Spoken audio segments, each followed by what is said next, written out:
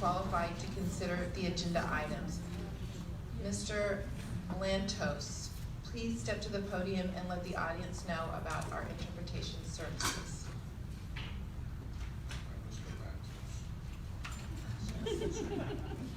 Thank you. Si alguien necesita servicios de interpretación, por favor me lo hacen saber allí. Gracias.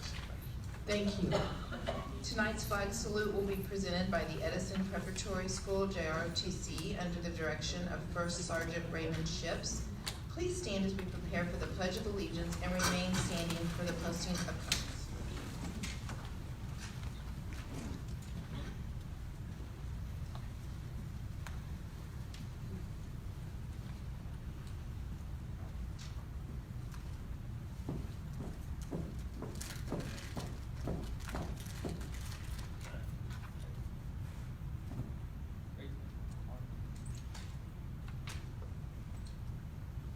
Would you please join us in the pledge? Salute, pledge. I pledge allegiance to the flag of the United States of America and to the republic for which it stands, one nation, under God, indivisible, with liberty and justice for all.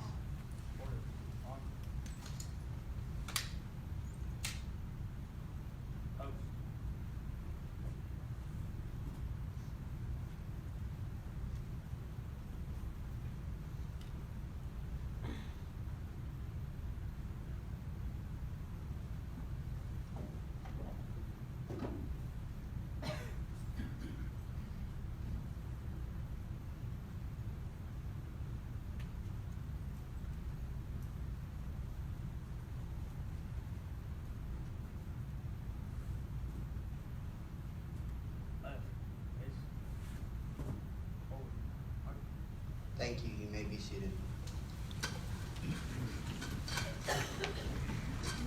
Ms. Keller, would you please introduce the cadets conducting tonight's flag salute?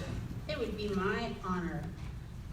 Leading our pledge this evening, we have Lieutenant Colonel Fidel Barraza, Ethan Stewart, Sonata Jones, Jesse Moat, and Ian Wamigo.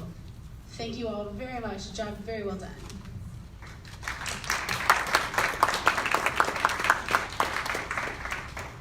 Thank you all for being here. Yes, excellent job.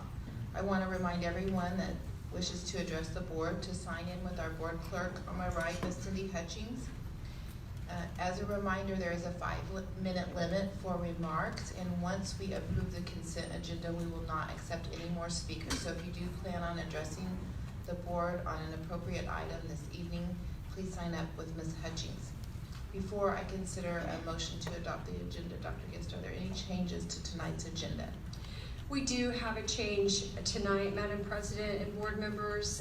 On item G6, it's recommending the extension of our city year agreement, and we want to correct the cost. There's a cost not to exceed, and it's currently $226,812, and or it should be cost to be $226,812. What's listed on the agenda is $216,812. So I wanted to make that correction, Madam President. Thank you. With that correction, I'll entertain a motion to adopt the agenda. So moved. Second. I'll call for the vote. Mr. Percival? Aye. Aye. Aye. Aye. Aye. I want to thank everyone for being here tonight. We have a lot of exciting things going to happen in this meeting, as always. I know Dr. Gist has a special presentation this evening, so I will let her introduce that.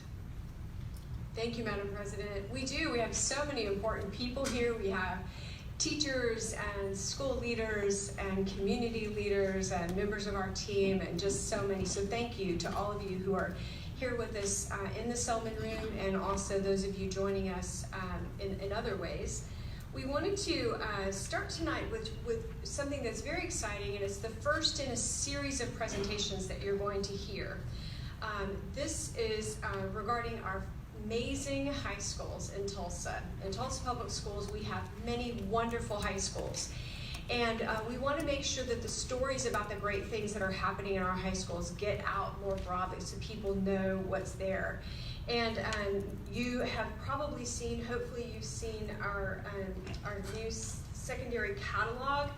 This is really designed to help families as they're looking at their next steps for their child's education. They have a place they can go to get information about each of our secondary schools.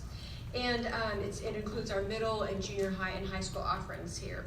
And so what we wanted to do to further really highlight the great stories and the great work that's happening in our high schools is to focus on each board meeting, to focus on one of our schools and have the school leader come and share with us what's happening in their school and about their community, their programs that are happening, their achievements, and what their teachers and team are doing.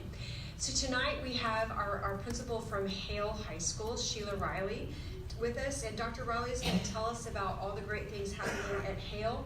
I was just there last week, and we were highlighting, along with Fox 23, the culinary program. And then on Saturday, had the chance to see the team in action who's working there on what can we do to even do more to engage our high school students and make sure that what they're learning is relevant and connected to life after high school. So lots of exciting things, and we can't wait to hear more, Dr. Riley. Thank you, Dr. Guest, Madam President, and esteemed board member, Ms. Ruth Ann Faith. Thank you guys so much for giving us the opportunity to highlight our schools. There are a lot of wonderful things going on, and let's get started. A little bit about Nathan Hale. We have a wide variety of diversity in our school. We have 55 staff members. We have extracurricular offerings, which I'm going to talk about in just a moment, advanced placement courses, and of course our athletic programs. The Hale High School students have a lot of opportunities in our schools to do numerous amounts of things, both academically, elective-wise, and our athletic programs. As Dr. Guest said, we have an amazing culinary program inside of our school. It has a full restaurant. We open it up to the community every Wednesday, sometimes Tuesdays and sometimes Thursdays, depending on what's going on. But our students have the opportunity to gain incredible education in the world of hospitality by prepping, cooking, and serving food in a real life setting. We also have a world-class JROTC program that I'm extremely proud of. It's headed up by Major Mike McGuffey, who's been in the education industry for 25 years. This will be his 25th graduating class. And out of that program have come numerous alumni that have gone on to do wonderful things in the military offering.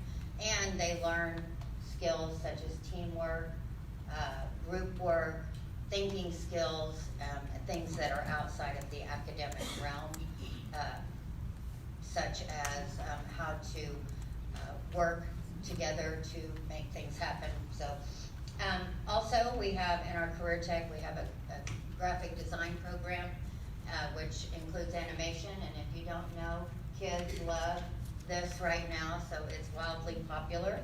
And we like to think that we have a student-centered environment, that we focus in on relationship building so that students have the opportunities to do what they want in life. I talked about culinary. Our culinary department does outside events such as catering. We've catered the mayor's inaugural dinner. We've catered several occurrences here at the board. We've catered for lots of outside events. We've done the fair. We've done, our kids do amazing things. We did the Partner in Education dinner. So they get experience not only in the restaurant setting, but outside in real life situations that they have to serve and present the food. They competed at the and last year I believe they came in second in preparation, and I want to say fourth and overall experience. And they've been highlighted on several programs. Most recently, Burger Brothers came out. But they were already, they have previously this year have been on the news on 6 at noon when they do the cooking show for Thanksgiving. The JROTC program, again, I'm not going to reiterate, but they have so many awards, I couldn't name them all. If you ever have the opportunity to go downstairs in Nathan Hale to the JROTC hallway, you cannot even count the number of awards that program has been given.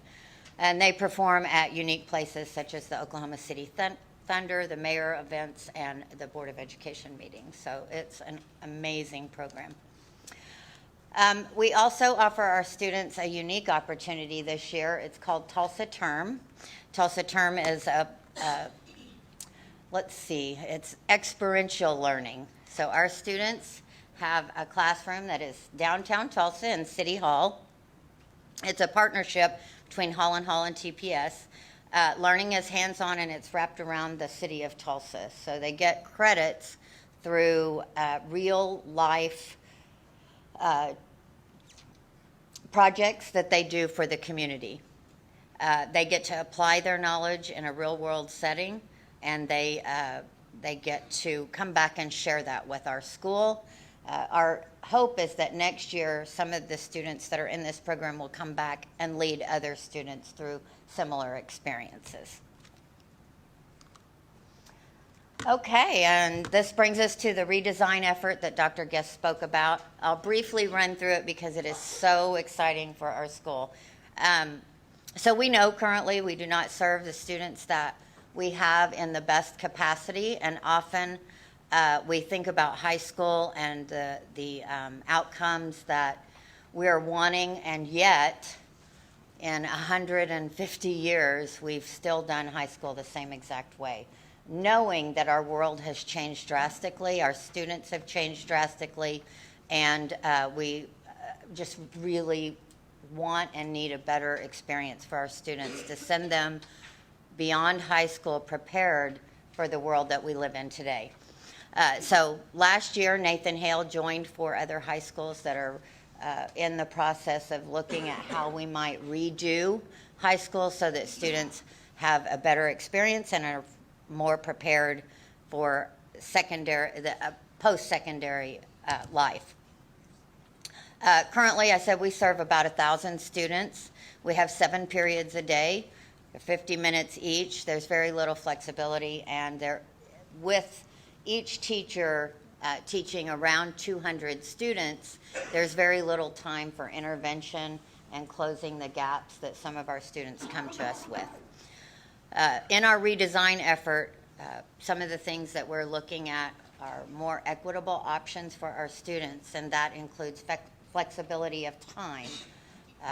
We want them to be able, many of our students have commitments that are outside of education, and we want to afford them the opportunities to do both. Sometimes they have to choose one over the other. We need to offer our students the ability to work at their own pace.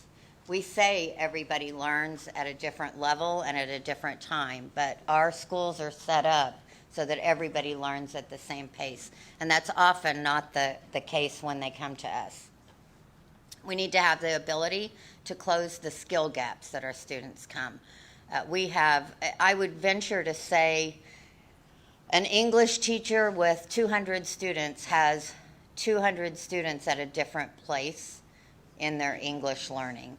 We serve English language learners who they don't speak any English at all, and we serve students who speak the English language very well. If you have all of those students mixed in a class, it becomes difficult to help them succeed. We also have different socioeconomic levels, and we want to offer our students options that prepare them for job, career, or college. So we are working on that. I can't give it all away, but it's really exciting. The plan that we have is coming into its own, so be looking for it because it's going to be groundbreaking. This is just a quote from one of our students. "The teachers and staff at Hale care about me and they help me when I'm struggling with different things. If you need help on something, they will teach you so that you can understand it. I wouldn't want to go anywhere else but Hale. When we started the redesign effort, we did interviews with many of our students to find out what they were looking for in an educational experience. And this stood out to us as, a student that we want to make sure gets what they need so that they can leave high school and go do whatever they want to do. Our achievements, very quickly, our graduation rate, when I came on to Nathan Hale, it was in the summer. I think our graduation rate was sitting at about 47%. I remember going out on the streets and trying to find the seniors that weren't graduating. We were able to increase to, I think it was about 55% that year, because they don't count graduation rate until October 1st. Year before last, we raised it up to 66.9%, and I'm really excited. I think this year we're going to be over 70%. Our attendance, we have increased from about 72% in 2016. Last year it was 86%, and our referrals and unique suspensions fell by about 23% over the last 2 years. We're hoping that our redesign efforts will keep this momentum going so that Nathan Hale will reach 100% graduation rate. That's our website. Thank you so much. Dr. Riley. You know, Hale experienced a tremendous amount of change after Project Schoolhouse, and I think what I've seen in just the 3.5 years that I've been here is the in addition to, of course, the significant increases in graduation rate and changes that have been happening and continuing to build on that momentum. I've also seen the school spirit really come together. I mean, there's just really a tremendous amount of energy and excitement in the school, which bodes very well for things to come. I loved so much getting to come to the music programs that you have there and the performances and so forth. And just for those who might have been interested in Hale's Kitchen, which is the name of the restaurant, they are, for the next 2 weeks on this, it'll be Wednesday and Thursday. It's always Wednesday, right, but fluctuates sometimes. But the next 2 weeks, it'll be Wednesday and Thursday. So the 6th and 7th, the 13th and 14th. And it's from 11:15 to 12:45. And it's a great way to support students, but also the food is really delicious, and it's very reasonably priced. So that's our little commercial for Hale's Kitchen. Thank you, Dr. Riley, again, for those highlights of the great work happening and also the acknowledgement of additional work that's coming and the reasons why that additional work is so important. And again, just as a reminder, we will be highlighting all of our high schools. This was our first of these, and we are going to continue those. And then, Madam President, if you wouldn't mind, I'd also just like to really quickly, before we move forward, we have somebody who doesn't get a lot of attention, but supports these meetings from back in the room. And Matt, would you stand up and just wave? So Matt Strauss is one of the folks who helps us. He's really the key person who helps make sure that the board meetings run smoothly, and is a new dad as of just recently. Alexander Matthew Strauss was born on January 13th. He was 9 pounds and 1 ounce when he was born. So congratulations to you and your wife, and look forward to getting to see him again. He's adorable. And that concludes our special presentations. Thank you, Dr. Guest. Ms. Fate. Well, one thing that Dr. Riley forgot to mention, I noticed when they were having the information about the culinary school, that on Thursday, the Burger Brothers were there. And I'm assuming that most of you do not know who the Burger Brothers are. One of them happens to be a gentleman who's been working very hard to restore the home of S.E. Hinton from The Outsiders. And he has made friends with a gentleman from Channel 23. Fox 23. Fox 23. And they are going around town trying to find the best burger place. And they went to Hale. So I thought that was interesting that we had someone from The Outsiders at Hale having lunch. Absolutely, and the burgers were delicious. Wonder where, we don't know how it fared though yet, do we? No, they don't really do anything official in terms of ranking them, but they were very complimentary, and they said, well, they weren't sure what to expect, but not only did it exceed their expectations, it was really knocked their socks off. So that was exciting. So prior to this meeting, we had a special board meeting where we held an executive session to discuss the applicants for District 5.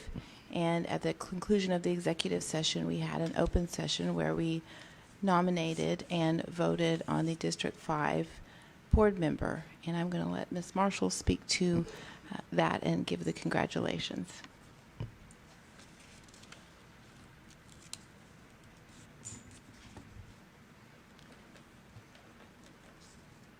We had a very exciting meeting, and as a result of that meeting, Dr. Brian Hosmer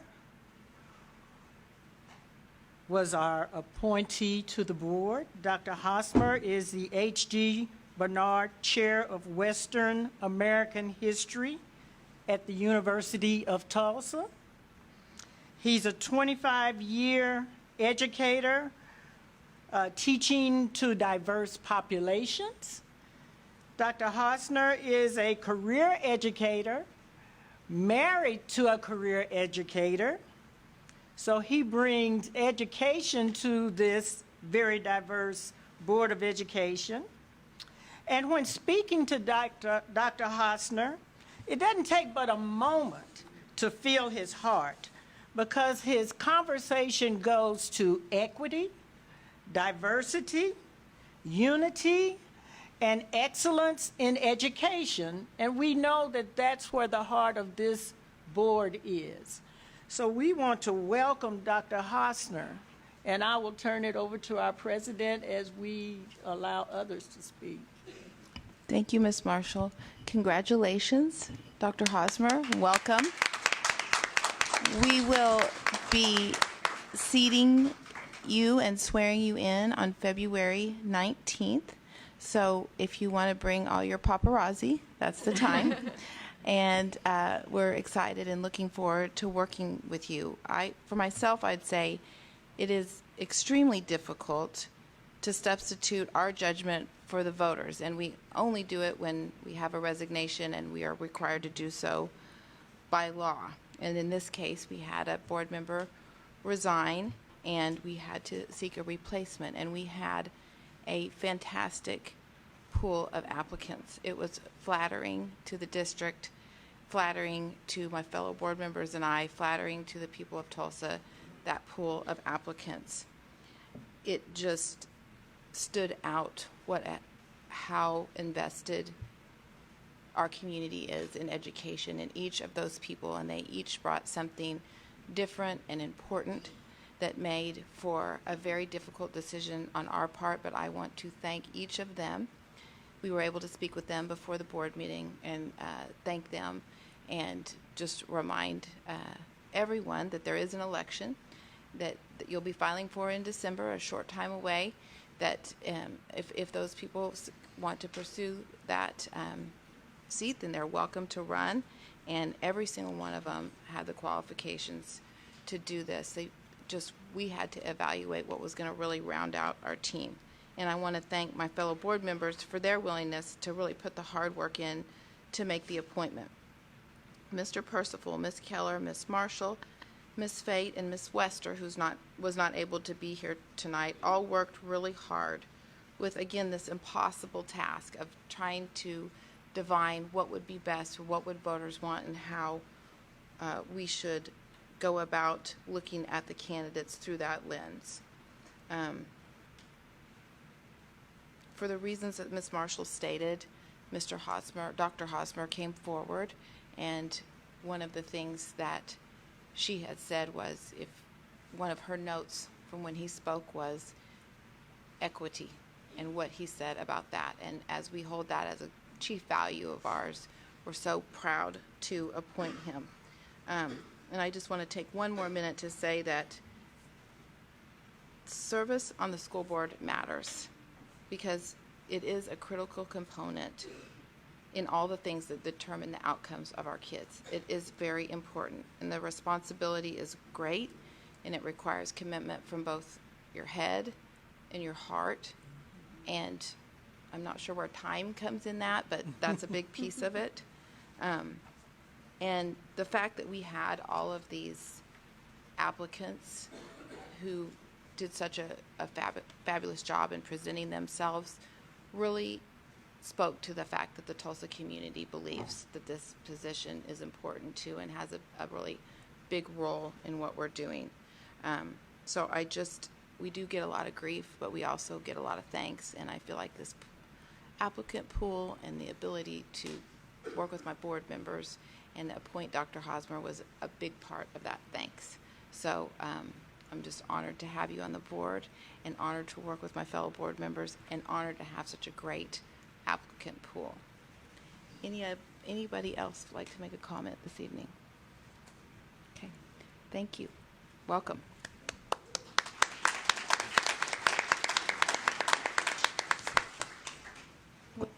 With that, we'll move on to our consent agenda, and Dr. Gitz will remind you later about the information agenda. I'll just remind you that the consent agenda is something that has been through the wash a couple of times, right? We've seen it here on information in the past and is typically a routine items that land on the consent agenda that we've worked through and asked questions about prior to this, so we vote on it as an omnibus agenda. Typically, unless anyone has any questions or wants to pull something out. Is there a motion to approve the consent agenda? Second. Any discussion on the consent agenda? Seeing none, I'll call for the vote. Ms. Fate? Aye. Aye. Aye. Aye. That brings us to the action agenda. We have 2 items to consider on tonight's action agenda. We have a recommendation to enter into an agreement with Salesforce.com of San Francisco, California for the purchase of 24 Heroku Dino units to provide additional computing power to support dashboards to be made available to teachers. This is a cost of $11,568 to the district. It comes through a grant fund, and the additional computing power from these Heroku servers provided by Salesforce will allow for the newly developed dashboards to be made available to teachers. I think before I go on, I'm just going to ask Mr. Fedor to say a few things. Are these our infamous dashboards that we're so proud of and that teachers love? We call them famous, not infamous. Okay. But yes, they are. And it's as we just continue to develop more, this is the continuation of the contract to maintain the servers that house those dashboards. Any discussion or questions from board members? Okay. I'm making sure that I don't have any. Okay. Anybody to speak to this item? With that, I'll entertain a motion to approve F1. So moved. Second. Any discussion? Call for the vote. Ms. Fate? Aye. Aye. Aye. Aye. That brings us to F2. We do have a speaker on this item, so I'll read it, entertain a motion, and then we will call for the speakers.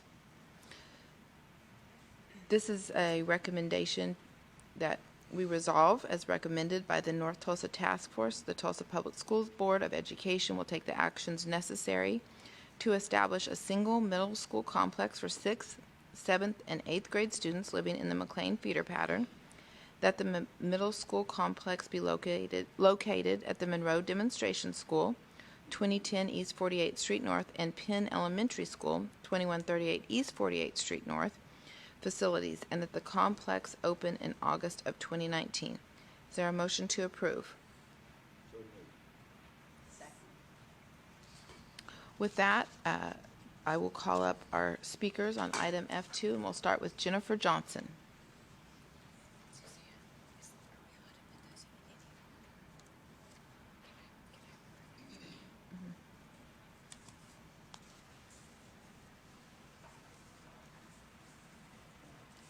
At the timer, it feels like my exit ticket is about to start and I don't know the answer.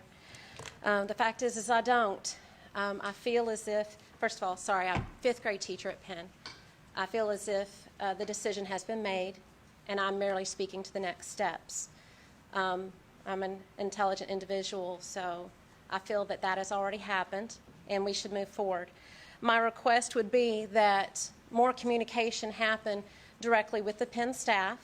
I understand why you would not necessarily want to with the students, though I do teach fifth grade, and I'm sure they have questions, they already do, about middle school in general. We were blindsided, regardless of what communication went on. Our most involved committee, team members, Ms. Rachel Erickson is here with us this evening, though chosen not to speak. She is a runner-up for Teacher of the Year. Very involved. The children flocked to her, and she was blindsided. Now, I understand, and I have seen the logic of the recommendation. I understand, and I want what's best for these children. These children going forward are in my classroom, my very classroom. I laughed with them today and said, guess what, you're stuck. And I might be here with you. You don't get to leave this room. But this is our family. Every student that steps through that door, they're my babies. I told them last year in third grade, you walk in my door, you are my child. These are my family members. I have a couple rows of them. Not all of them were able to be present. They are my family. My students often ask me, how many sisters do you have? How many brothers? And I kind of have to think, as I did acquire a few step siblings, but now I could not tell you all of my sisters that I have with this family. We did an interesting exercise in our classroom recently called sentence surgery. I was privileged to get the idea from the Ron Clark Academy, which Ms. Shalice Jackson stood up for us and said, hey, I'm going to take some teachers to this. We donned gloves and hats and performed surgery. I had a third grader in my room that day, and when she left for the day, she said, Ms. Johnson, thank you for the experience. And I would like to say the same to this board. Thank you for the experience. Thank you for the freedom to come here. If our color guard were still here, I would say thank you for what you represent, for the freedom to stand here. My students and I in fifth grade are currently looking at that. We are studying that. Please remember that as you come into our building or come near our building with cameras, with floor plans, as some unfortunately did come through as my students were on restroom break, when we barely heard the news, please remember these are our babies. We want what's best for them. This is our family. We are very close, and we would like to stay together as much as possible. If that is not what's best for the students, we understand that, and we respect that. But I would respectfully request that as we tell our students we want you to be involved in the decisions of your education, I would request of the board that their teachers be involved in the decisions of their education as well. We want them to be self-involved. We'd like to be involved beyond lesson plans, beyond showing up for a meeting, beyond a blindsided email. I would also like to directly thank Dr. Guest for listening to my request and not sending home that letter the very next day, for allowing us to wait a few days to give us time to process so that we would be prepared to speak to our students. So just going forward, please listen, please ask. Please ask about certain students that may need to stick together if at all possible. We know them better than anybody. Please talk to us. Our doors are open. We will meet with you anytime we have plan periods. Just please don't walk in with our floor plans. I'll measure it for you. If you don't already have it, you're welcome to come in. You can talk to my students, but please, from the front. Because they didn't want to be in my room because they were supposed to be with the other first grade teacher who was there last year and I wasn't, who in December has now told me they love my class and being my student. Those are just the students in my classroom, not including the students through every grade level that I have gotten to know who I get to see flourishing daily because of our teachers. Oftentimes, test scores don't always show growth that we as teachers get to see every day. The growth comes from the relationships built with the adults and teachers in the building that believe in these students.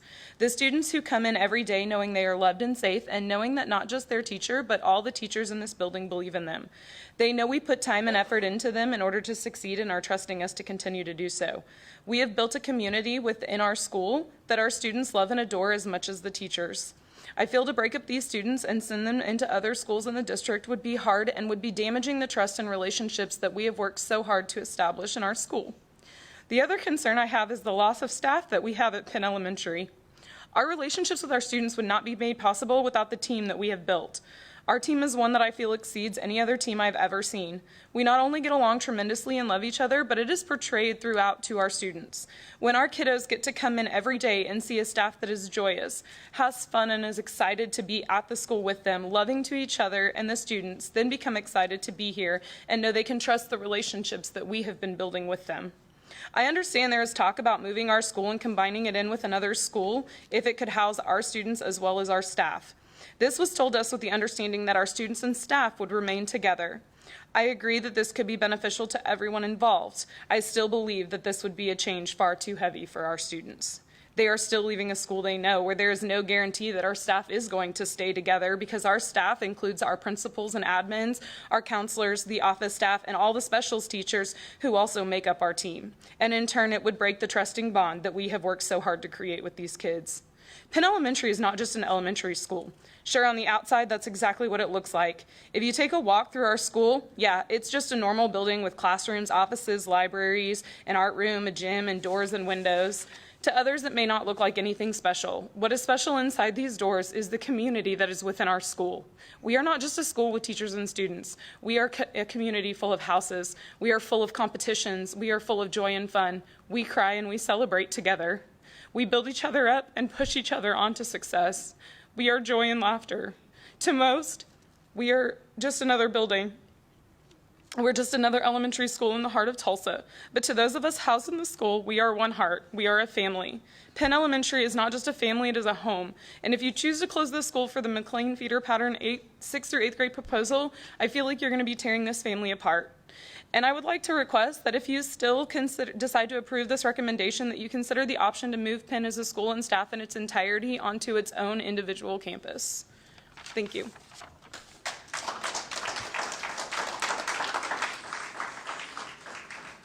Mr. Darrell Bright.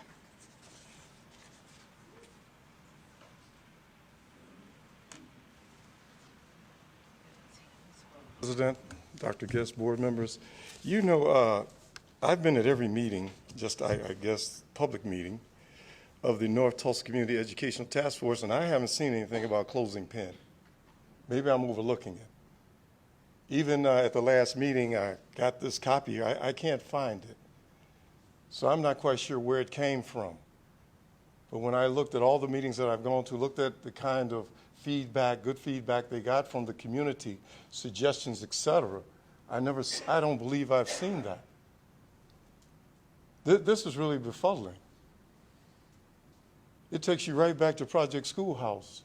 Do you realize the kind of damage you do to kiddos that are moved around, and to teachers, and to that community? I haven't seen it. If somebody has seen it and it's been out there, let me know.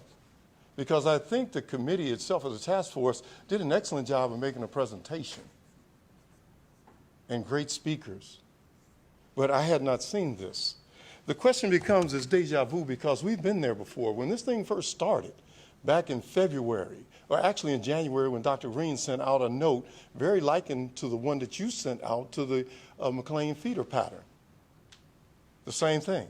We came to a meeting February 1st, and folks say, wait a minute, the decision has been made. And then a trust was raised out in the community, said, we don't trust you. And the meeting just went and imploded. It was an issue of quest. This is after the fact. Why do we keep doing that? We talk about people who are living in a community, who have established lives, who have teachers who have vested in these schools, and we don't talk to them? How in the world did you have this presentation made? And it's not the task force fault. January 22nd, and the public couldn't even speak to it. First time it was ever put out there. And here we are, and you're talking about having a meeting with Dr. Guest, a meeting, with the Monroe family and with the McLean junior high and 7th grade, February 11th and 12th? And you're going to vote on this after the fact? And on both the notices, it says, well, we're going to talk to you about, quote unquote, potential changes. If you vote to accept this, it is the change. This should have happened months ago. These individuals that we're talking about, these mothers, fathers, teachers, principals, it is not the task force fault. It is a process that the district has, you understand what I'm saying? Has been doing this for ages, for generations. How do I know that? First-hand information right here. We can talk after the meeting. This is not to denigrate anything that was put in the proposal itself. It is the process of denigrating the input of stakeholders and people who have a vested interest in the education of their children and should have a right to do that before a decision is made. Don't you think? Don't you think? So could we table this until after the February 11th, February 12th meeting? I mean, the meetings that we have in the community? I'm not saying that look, by delaying it by 2 weeks would damage anything, I don't believe. So it's not the question of standing here and opposing this as such. It is a process of always leaving the individuals who are impacted the most on the outside. The group did a great job. They opened up the community meeting at the 7th grade center.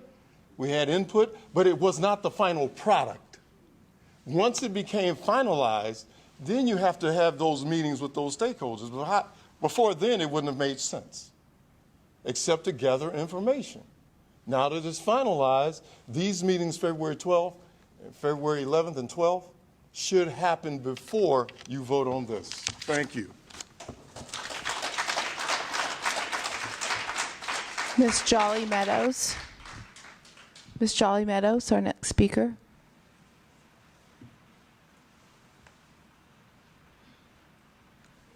And thank you. I might want to say that the decision of the task force, we use data from Tulsa Public Schools to make our recommendations. The first data that we received from Tulsa Public Schools on the usage of facilities stated that the facility, Monroe Middle School, was adequate to house the population of students that we expected. The second set of data that we received based on the projection for the number of students that we would receive was different. So we made the recommendation based on a projection given to us by the district of the additional number of students that we would receive. In essence, I do want to thank the board for the recommendation to provide a single middle school in the McLean feeder pattern. The task force cited several benefits in its initial recommendation for improved learning experiences for students, safety, meeting students' developmental needs, consistencies for families, and lowering the transition for students, high-quality neighborhood schools, increased enrollment in the feeder pattern, and a holistic learning approach. At the January 22nd board meeting, the task force shared its commitment to working with the district to see that the desired outcomes would be carried out. The board may be reassured that the recommendation by the task force to serve as the Community Education Advisory Committee for the McLean feeder pattern is documentation of our unwavering commitment. In addition, we look forward to the recommendations and the resolutions for the remainder of the recommendations made by the task force on January 22nd.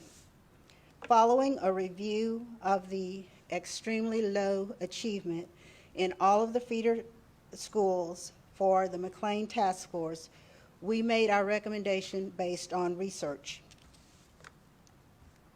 Those were to reconfigure the elementary schools and include a pre-K-5 feeder pattern, to use the scientifically research-based strategies for teaching children, to offer a full curriculum and extracurricular activities, to infuse effective leadership, including principals, teachers, and the support staff needed to provide the leadership and culturally relevant education for students, to provide all wraparound services, to create a school climate that fosters parental and family involvement, and train parents how to become involved in their children's education. To achieve that, we wanted a parent resource center that would be located at the Alcott, currently 7th grade center. We asked for a moratorium on school closings and charter schools in our area while we reclaim the students that we have in our feeder pattern. The rationale is that we want to build a quality school for all children. The recommendation was also to have a school improvement program in our feeder pattern to help our students transition and transform in the McLean feeder district.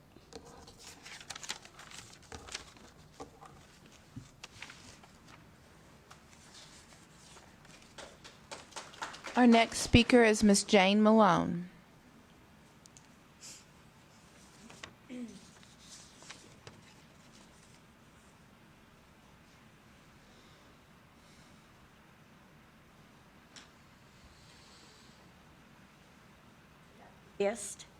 School board members, and our school board representative, Pastor Marshall, and to all in attendance, good evening. I am Jane Malone, and I'm here again to thank you for the proposed resolution. I also want to be assured that the recommendations from the North Tulsa Community Education Task Force be accepted in its entirety, helping our children to succeed. Create a 6th to 8th grade middle school to be located at the current Monroe location and to include the Penn building. One school will not split resources.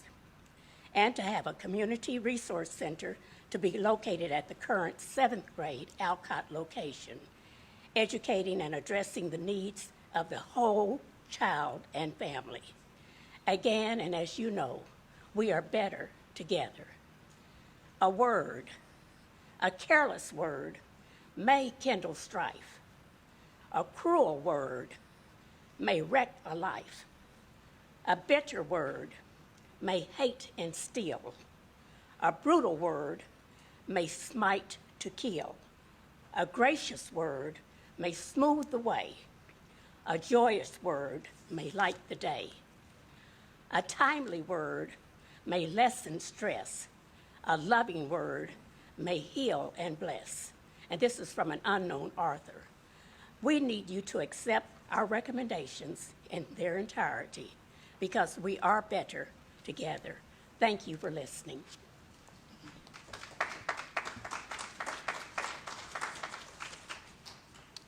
Richie Anderson.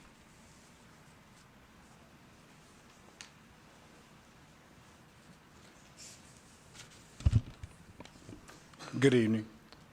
To our superintendent, board members, and to everyone present to comment on this heartfelt issue. I want to tell you a little bit about myself so you would know why I served on the North Tulsa Task Force. I grew up in North Tulsa, product of Tulsa Public Schools. I attended Alcott and Gilcrease. Lived in North Tulsa most of my life. As Mr. Bright said, there's always been some distrust amongst North Tulsa, unfortunately, and the school board. And so that's why I was so excited about this opportunity for the board and North Tulsa members to work together. And so I was actually very happy about that. No matter how we turn, there's going to be folks who are not happy with the decisions that were made. I appreciate everyone for saying what they need to say about it. I'm going to tell you a few things about myself so you can understand me and how I approach my work on this board or on the task force. I'm a parent, just like the gentleman back here when we say congratulations. I love being a dad. to 3 wonderful kids, ages 14, 16, and 18 years old. I have been married to my wife for 22 years. I have been employed on my current job for 31 years. I have also served my country in the United States Marine Corps. So I said all of that to say this. When I approach something, take a commitment to something, I don't take it lightly. I try to look at all angles of everything. I have a lot of love in my heart, and I try to approach this task force the same way. The task force worked for many months and had many meetings to present the package to the board. I see part of the major part of the recommendation listed here on the agenda today, but I do look forward to seeing all of the task force recommendations come to fruition. These recommendations are for all students to grow and thrive in Tulsa Public Schools. As Mr. Bright pointed out, we will have meetings with the community as needed and the teachers, and my heart goes out to you. I thank you for the things that I hear that you're doing at PN. I think that's a wonderful thing, and I just have to trust God that we have wonderful teachers all over the district, and that the children that may be dispersed to other schools will continue to find teachers like yourselves that would love them and teach them accordingly. So thank you.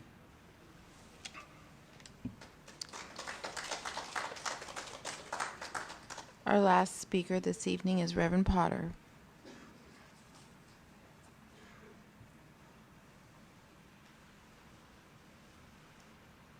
Thank you again for this opportunity and to the protocol already established. Certainly my heart is pounding with excitement, but also pounding with sadness right now. For some 30 years, I've been attending these kinds of meetings and hope that all the children in our district and our community would receive quality educations. For 30-some years, I have been disappointed because that has not happened. A select few have made it, but the rest have fallen through the cracks.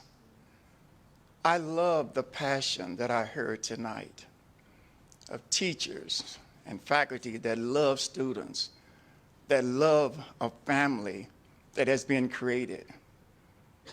This task force was given the task of determining whether the 7th grade academy should remain in a location or go back to a main campus. But when we looked at our assignment, we said the issue is larger than that. And when I agreed to Dr. Guest that I would chair this committee, I immediately brought in my experiences and hoped for a better result this time. Now we have an opportunity to enlarge the family.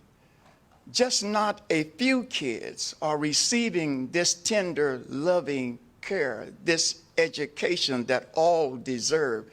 Not just a few are receiving that, but a whole district are receiving that. Look what we're facing. We're asking parents to help educate kids today that they themselves fell through the crack. Parents who fell through the crack to help educate kids who are now falling through the cracks. When will we come to the place where we think about all the kids, enlarge this family, bring these passionate teachers to all of our kids, not just a few, but to all of our kids? This task force, this recommendation is truly, simply, and entirely the task force recommendation. No one influenced us to this recommendation. Our passion, our desire, our hearts, our guts led us to this recommendation. And we are confident that if this board approves this recommendation, you will see quality education for all our kids in our community. The superintendent talked about amazing high schools. We can't claim McLean is an amazing high school. Not with the stats that we saw that were given us by TPS. They are not an amazing high school. An amazing high school cannot be determined by how many state championships you win, how many trophies you have. But an amazing high school, an amazing school period, is when kids come through learning how to read and write and do arithmetic, the simple education. That's what's important. Not who is where or what children are moved here or there. Project School moved our community all over the place. All over the place. We suffered much by that. But we had hoped that Project Schools would have made the difference that we were desiring. We failed. That did not happen. Cornelius Potter, Reverend Cornelius Potter, terms his 30 years of serving in committees and task force with TPS. I failed because our kids are not where they need to be. This time, I'm in hope that we make it.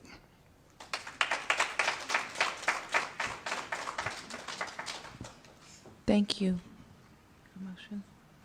Is there discussion on item F2? No discussion for board. Dr. Gist. Well, I certainly don't want to speak before the board, but just in case, I didn't know if you all had additional comments. Go ahead. Ms. Marshall. I would certainly like to thank the efforts of the task force. I know that the task force put in many hours. They took this on as a labor of love, a labor of sacrifice. When the task force was started, I don't think myself nor the superintendent ever dreamed that they would put the hours in that they put into it. We may have thought that it would be an hour here or an hour there, but from listening to their discussions, it was 2, 3, 4, 5 hours. They gave up their holiday time, their family time, because they believed that there was a purpose and they had a vision. And I want to thank them because I believe that we're closer than ever before to coming to a resolution to the problems. We now have a solution. And I want to thank this task force for everything that you've done. I want to say to those educators that feel that you were blindsided, we recognize your hurt, we recognize your pain. And we are truly sorry for that. For whatever reason that happened, we can't say that it didn't happen because perception is reality. And as a human being, as an individual, we have to own that. We have to. We can't take that away. We can't say that it didn't happen. Somewhere a step was overlooked. And as adults in this process, we have to say that for that we are truly sorry. But we are in this process together. And we want to go forward for our children. So all that I can say as a board member in that district is that I would hope that as adults that we can lock arms, we can lock hearts together, and we can look forward for our children's sake, and that we can say we're coming together for a better day and a brighter future for our children. Let's pave the way and let us show our children how we get things done together.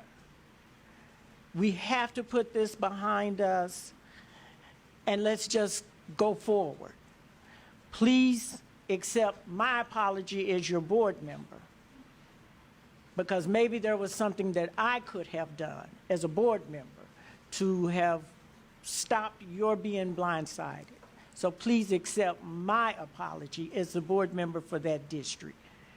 But let's move on together, and let's look at what we can do for our children. Thank you, Ms. Marshall. Any other comments from board members? Dr. Gist? Thank you so much to each of you. I just want to take a minute. I want to go back to last year for just a second because I think it's important to set some context. Many of you in this room know this, but just so that we're all on the same page. So we know that we have that we set into this work because we needed to make sure that our 7th grade students that are part of a McLean feeder pattern are receiving an education that we weren't able to provide them in a school that was as small as it was, as small as it is still. And so we had a recommendation. It wasn't a decision, but it was a recommendation about moving those students back to the junior high school. And when we went to the community to talk about that as a possibility, we got a lot of feedback and a lot of concern about what that would mean for those 7th grade students. And we heard a lot of ideas and a lot of wonderings about what was possible, but also a lot of sense of, as was said, that we had already made the decision, which we hadn't, but it felt that way to people. And so I think the comments that have been made here tonight about trust, what was so evident in that community exchange, that it was almost difficult to get to the problem-solving part of what we were doing because we couldn't get past the part where there wasn't confidence in the just straightforward trust about whether or not we were making choices or considering choices that were in the best interest of students. And we know why that is. We know that that is because there have been many, many years, decades of not getting done what we needed to get done as a district and ensuring that every student was receiving access to the kind of education that he and she deserve. So because of that feedback and that recognition, we made the commitment that we would keep the students at the 7th grade center for another year while we worked with the community to determine what happened next. And that is the background to the birth of the North Tulsa Task Force. Board members and I, each of the board members here, Board Member Marshall, members of the community who had been vocal during this, had many conversations about what would happen next, and that was where the task force emerged. The decision to have this be an example of what I would say is radical collaboration was because we had to get past the not past, but we had to acknowledge the lack of trust and then do something that would make it very clear that we were in a place that was going to be different, in a place that was going to acknowledge the failures of the past, trust the community and community leaders to not only give feedback on a recommendation, which was how we approached it last year, but instead to actually make the decision.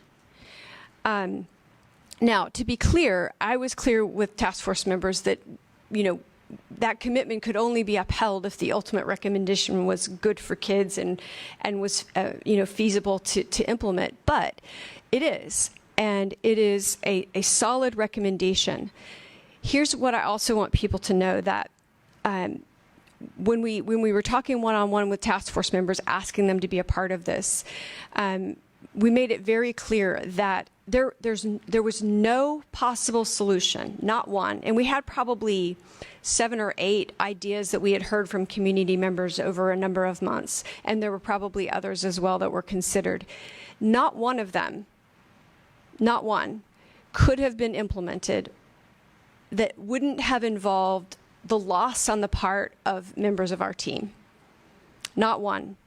And not one of them would have happened in a way that didn't mean temporary disruption for the longer term implementation of a bigger vision. And so I think that's just important to acknowledge. There wasn't one that wouldn't have meant that. And that's really important. I think that I want to just say again, and I'll echo Board Member Marshall's comments to the Penn teachers and what I shared with you last week. I am truly sorry, both that you didn't have warning or information until until the board meeting. But also that it's happening either way, because whether you had known or not known, it would have been painful. It's just more painful and more shocking when you didn't have time to absorb it. We are very sorry about that, and I hope you have heard from every single person here that we are unbelievably grateful for what you do every day for our students, and we are continue to be committed to working with you to figure out the way in which we make this transition, assuming the board makes these final decisions, which will happen on the board meeting on February 19th. This resolution is indicating a direction, but the board members will vote on actual items on the 19th. We want to work with you to make sure that transitions are as smooth as possible for students and teachers, and that we hold on to the great work that you've done and the work that you do together as a team. We have a chance as a community to say that something is not going to just be a solution to a one school issue or a resource issue, but is going to be truly about a vision that leaders in our community came up with in collaboration with those who attended the community meetings and so many others they've reached out to say that something really dramatic is going to happen, something game-changing, something that is going to change the face of the quality of education for children in North Tulsa for many, many years. So there's much more to come on this. I think that's important, but there's a beautiful vision that's been presented, and we're looking forward to continuing to work with the task force members, other community leaders, parents, and of course, our incredible teachers and school leaders at all the schools involved in this decision. Thank you, Madam President. Thank you, Dr. Gist. With that, I will call for a vote. Mr. Percival? Aye. Aye. Aye. Aye. That moves us to the information agenda, and Dr. Gist will present that portion of our agenda. Thank you, Madam President. So the information agenda, I want to make sure to remind everyone, is presented for consideration. There are not actions taken on these items. We'll start with items G1 through G6. These will be presented by our Deputy Superintendent, Paula Shannon. Deputy Shannon. Thank you. Deputy Shannon, we have Mr. Huff Hines is going to speak to G1, G2, and G6. So at the conclusion of your presentation of these items, I'll ask Mr. Huff Hines to come forward and speak. Yes, thank you. Thank you, Dr. Gist, and thank you, President Schreiber, for that notice. Board members, good evening. Items G2, G4, G5 are routine and related to activities at schools like ROTC balls, proms, and our annual commencement ceremonies. So happy to answer questions if you have any on those items. I do want to draw your attention to item G1.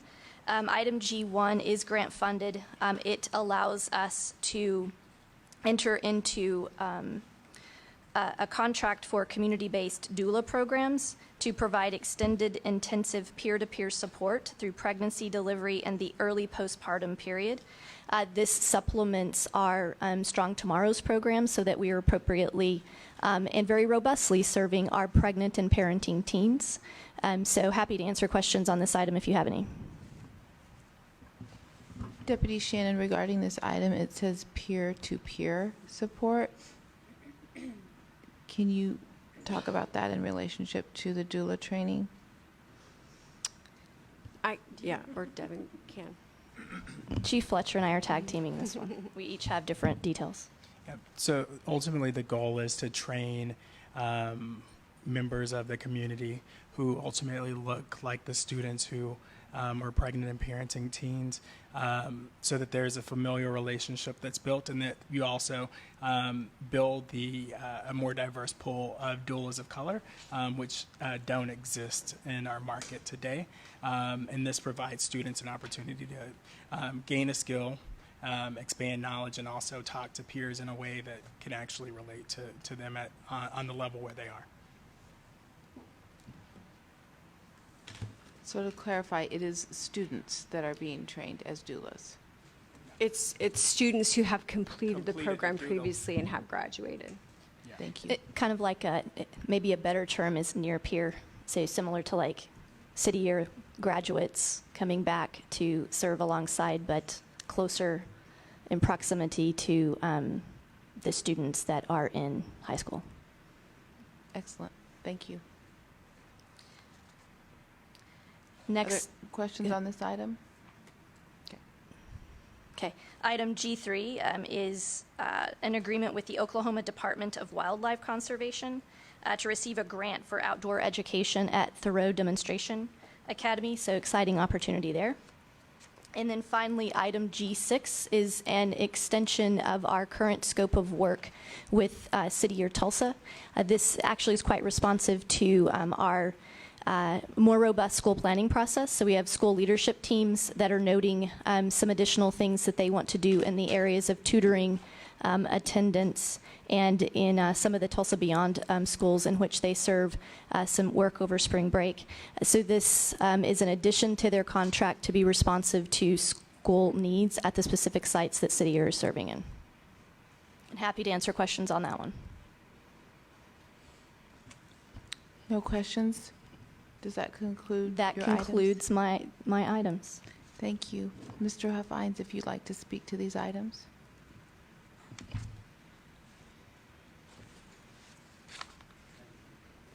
Peace, yes, peace. Greetings to our Honorable Superintendent, Dr. Gist, our Madam President, Suzanne Schreiber, and each of our Honorable Tulsa Public School Board members and honorable staff and team. We are grateful for all the teachers and citizens of this great city, Tulsa, Oklahoma. It's a joy to be with you on this 4th day of February in the year of our loving Lord, Jesus Christ, 2019.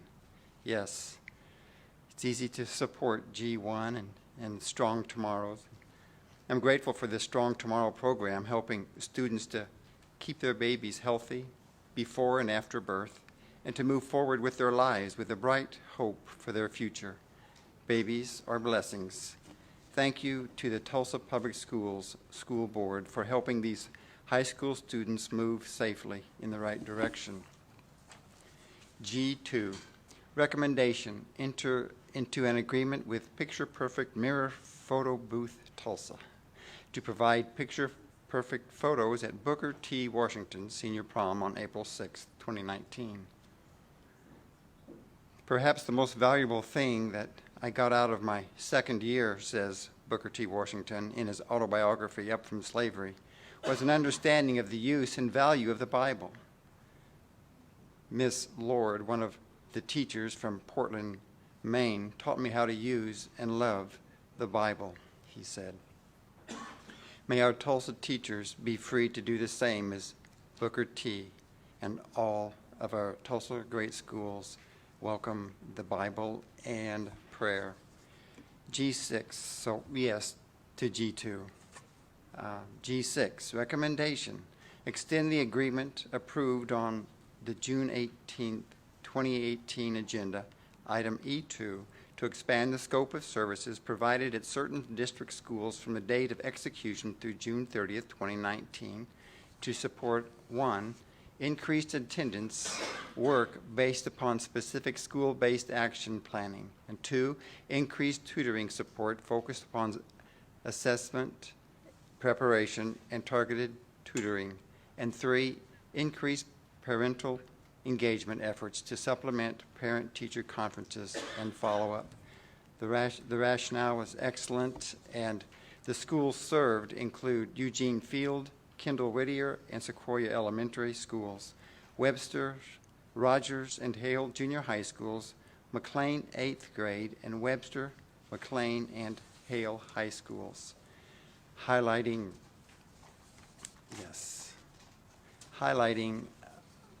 Webster High School, excuse me.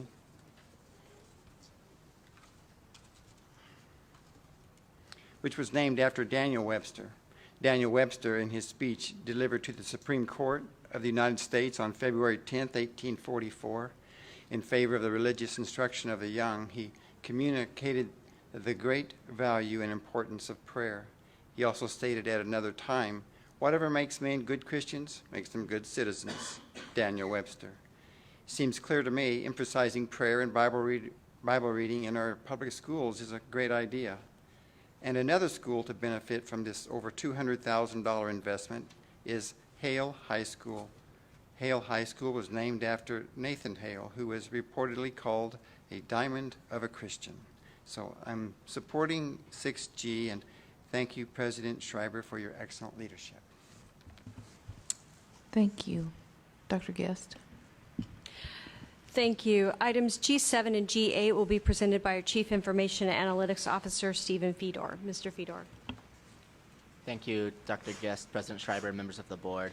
Item G7 is to enter into a contract with Presidio Corporation of Greenbelt, Maryland, as a result of request for proposal number 19004, issued by the district to upgrade the district's wireless network infrastructure. This project will replace the aging wireless network infrastructure and support the current and future technology needs of the district. The current wireless infrastructure is about 5 years old, and if approved, E-rate will provide a discount of approximately 85% on eligible expenses up to $3.1 million. The total cost of this item is not to exceed $7 million. Given that we're really excited about this project and the fact that it is a significant cost, I want to spend just a little bit more time sharing about this. To put it in a little bit of plain language, the wireless network infrastructure, if you look up right here in the middle of the room, there's a little square spaceship type thing, and then back there in the middle of the room is a little square spaceship thing on the ceiling. Those are what we call wireless access points. There are nearly 4,000 of those across the district. This project is to replace those 4,000 roughly wireless access points, as well as some of the back-end infrastructure that is used to support our wireless devices. I'll share a little bit, and if there are any questions, especially technical ones, I'll ask Joe Jennings, our Executive Director of IT, or Charlie Diebold, our engineer who leads this effort, to do the work, or to come and answer the questions. So we upgraded our wireless infrastructure about 5 years ago, and over those 5 years, we've seen a number of changes in the world of technology as well as Tulsa Public Schools. So I want to share with you just a few of the major differences that we see in technology today compared to just 5 years ago. 5 years ago, laptops were being purchased at a slower rate than desktop computers in the district. And Chromebooks were just starting to be purchased for students. For context, desktops typically use a wired infrastructure, and so you can see over here this little white pole that leads to a little blue square box that you plug in. That is a wired device. 5 years ago, that was way more typical than it is today. Today, the devices that we get on our laptops, they don't actually have a port to plug in. It is default that they are wireless. So in addition to that, was a little more context with it. The desktops that use wired connections are being purchased at a much slower rate today. We currently have about 38,000 Chromebooks across the district. Once again, these are devices that only can connect to the network via wireless infrastructure. One additional change is that we have seen new devices that didn't exist at all 5 years ago that access the internet via wireless infrastructure. I'll talk about those in a minute. So we have today smart TVs, interactive display boards, and some other unique devices accessing the internet wirelessly. These include thermostats, door sensors, security cameras, perhaps most importantly, coffee makers also access the internet wirelessly, which we wouldn't have thought of 5 years ago. And newer technology that we believe will shape the way that students learn also use this technology. That includes virtual reality goggles, augmented reality devices, and more that we can't anticipate will over the next 5 years. So this infrastructure upgrade is to not only support us today, but 5 years into the future and beyond. To support this level of connectivity, we're going to upgrade the 3,694 wireless access points and 733 switches which are boxes with a lot of wires coming out of them is the technical term for those. And they're in closets that hopefully you never have to see what's going on there. But that is what supports this wireless infrastructure for our students and teachers to get on the internet every single day. It's to the point now when we turn on our computer, it's like a light switch. We are surprised if it doesn't work, as opposed to really thankful for Charlie and the team's work, knowing that, wow, it does work. We know that technology is an essential component to providing an excellent education to every student in Tulsa Public Schools. We're very excited about this work and allowing us to be the work behind the scenes to provide an excellent education to all students and quality experience to all staff members. So with that, happy to answer any questions, or Charlie and Joe can answer some of the more technical ones. So could a teacher turn on the coffee pot on her way to school at a stoplight, of course? Is that?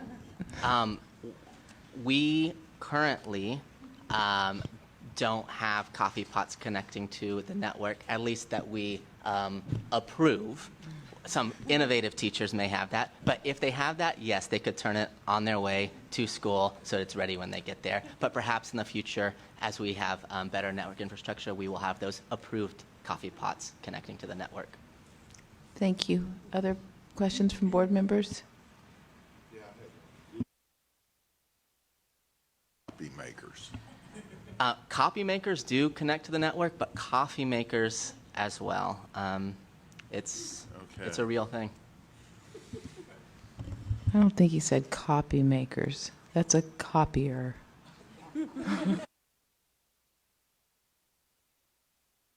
For coffee makers, I just had to, double check that thing. All right. Whatever. All that explaining, and we all latched on to coffee makers. Yeah. I would want teachers to have that as early as they go to work. Dr. Gist, I think that brings us around to G9. Yes. So G9 is actually a routine item related to sanctioning the booster clubs and parent-teacher associations. This is in accordance with board policy. This sanctioning actually is necessary for providing the organizations with an exemption from the statutory controls found in the Oklahoma School Code related to school activity funds. And organizations that are listed here have met the requirements necessary to support their applications. This is a routine item, but certainly Chief Delgadillo is here to answer any questions board members might have. So moving on, items G10 through G13 will be presented by our Chief Operations Officer, Mr. Jorge Robles. Mr. Robles. Thank you, Dr. Gist, President Shriver, members of the board. Items G10, G11, and G12 are routine items related to the project to do interior renovation at Rogers College High School, and they're phase 2. This is part of the 2015 bond issue. G10 is to enter into a contract with the lowest responsible bidder. G11 is to assign that contract to Crossland Construction Company Incorporated. And G12 is to approve the Amendment 13B to incorporate the specific project on the contract with Crossland Construction. The subcontractors and projects are in bidding phase right now, so the name and the amounts of those subcontractors will be presented in the consent agenda.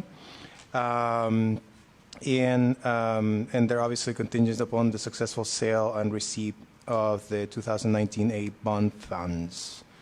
In item G13 is also a routine item to enter into contract with the lowest responsible bidder for roof replacement at various sites.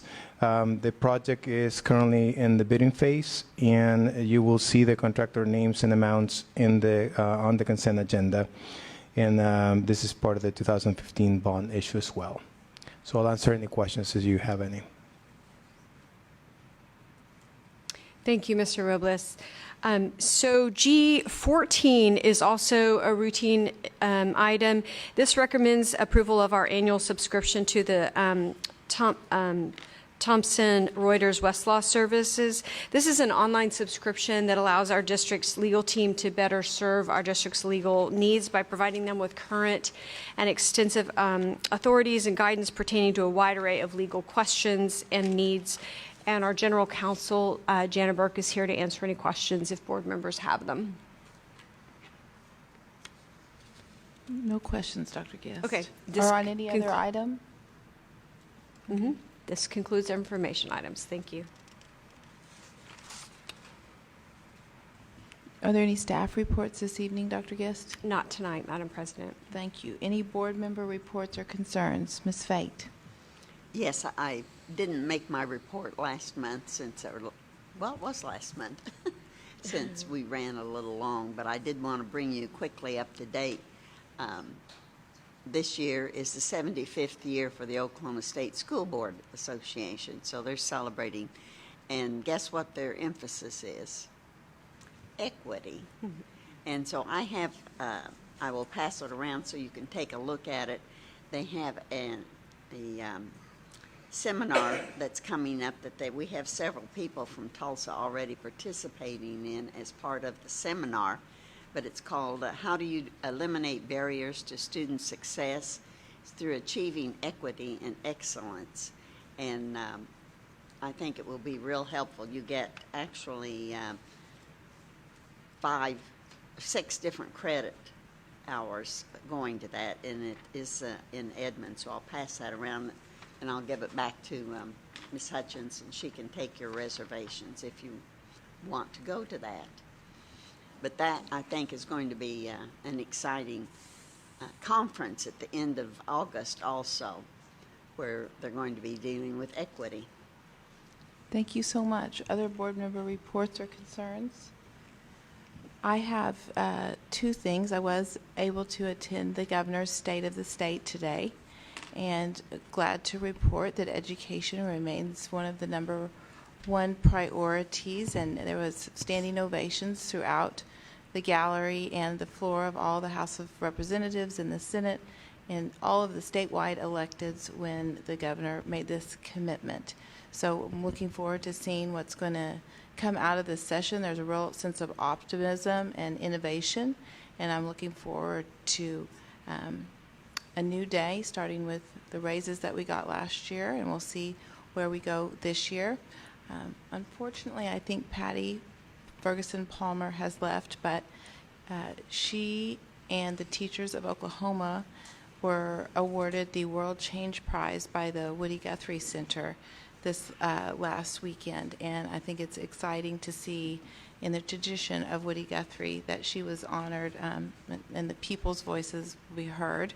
And I'm sure that the 2 things I just mentioned, the governor's State of the State and the voice of the teachers, will come together this legislative session, which started today again. But congratulations to all the teachers of Oklahoma for their leadership in pushing the state in something that it had not been able to achieve for several years. And I commend the Woody Guthrie Center for recognizing them in that very special way, in a very honored tradition of that award. So looking forward to celebrating that, I think, sometime this spring. We don't have any citizens' comments this evening. Dr. Gist, you have a report this evening? I don't have an additional report. I was actually going to refer to the State of the State address as well, Madam President, but you did that so eloquently that I'm going to let your word be the word on that. We have no non-routine items. Any new business, Mr. Wade? I'll give the announcements. The next regularly scheduled meeting of the Board of Education will be held on Tuesday, February 19th, 2019 at 6:30 p.m. in the Cheryl Selman Room at the Education Service Center, 3027 South New Haven Avenue, Tulsa, Oklahoma. I'll entertain a motion to adjourn. So moved. Second. With that, I'll call for the vote. Mr. Poschel? Aye. Aye. Aye. Aye. Aye. Meeting adjourned.